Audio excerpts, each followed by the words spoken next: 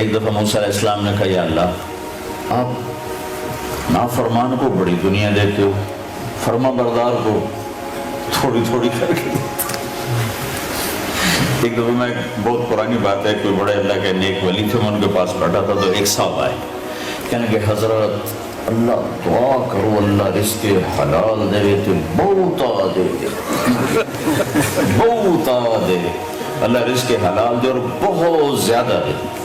تو آگے وہ بزرگ تھے، اردو نہیں بولتے تھے، پنجابی بولا کرتے، انہوں نے بڑے بھول پان تھا نا کہ 40 سال پرانی بات ہے پر ایسے ٹکی ہوئی ہے، کہنے کہ بھائی حلال تھا تھوڑا ہی ملو۔ تو اس وقت تو میں دین نہیں پڑھا تھا، لیکن جب میں نے قرآن پڑھا تو مجھے ان بزرگوں کی بات یاد ہے کہ انہوں نے قرآن سے بات کی، بھائی حلال تو تھوڑا ہی ملو۔ قُلْ لَا يَسْتَوِي الْخَبِيثُ وَالطَّيِّبُ وَلَوْ أَعْجَبَكُمْ كَثْرَةُ الْخَبِيثِ، انہیں بتا دو حلال اور حرام برابر نہیں ہے، اگرچہ حرام بہت زیادہ ہوتا ہے اور اس کی کثرت تمہارے دل کو بہت اچھی لگتی ہے، لیکن یاد رکھنا کہ حرام میں کبھی زندگی نہیں بنتی،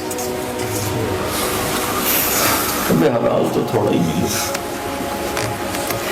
تو اللہ تعالیٰ نے موسیٰ علیہ السلام کے قصے سے یہ بات سمجھائی کہ گھر میں، جاب میں، دفتر میں، لندن میں، مکہ میں، مدینہ میں اللہ کے پابند بن کے چلو۔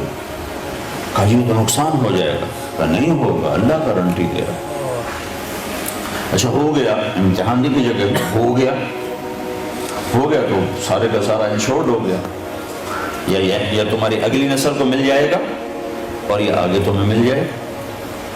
حضرت جب ہمارے نبی پاک صلی اللہ علیہ وسلم نے سود کو حرام کیا حج کے موقع پر کہ آج کے بعد سود ختم، اور میں سب سے پہلے اپنے چچا عباس کا سود ختم کرتا ہوں۔ حضرت عباس پورا بینک تھے، تو انہوں نے کہا میرے نبی نے میرا سود ختم کیا، میں اصل بھی ختم کرتا ہوں۔ اچھا ایک دم دیکھنے میں بہت بڑا نقصان ہوگا، لیکن علماء کہتے ہیں اس کے بدلے میں اللہ نے حضرت عباس کی اولاد کو 535 سال حکومت عطا فرمائی، اس کو عباسی حکومت کہتے ہیں۔ بنو امیہ 132 ہجری میں وہ حکومت پر آئے اور 656 پر جا کر وہ ختم ہوئے۔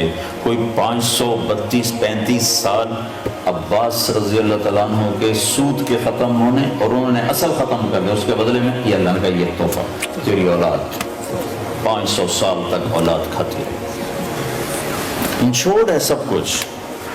ہاں تم کلمے والا یقین پیدا کرو۔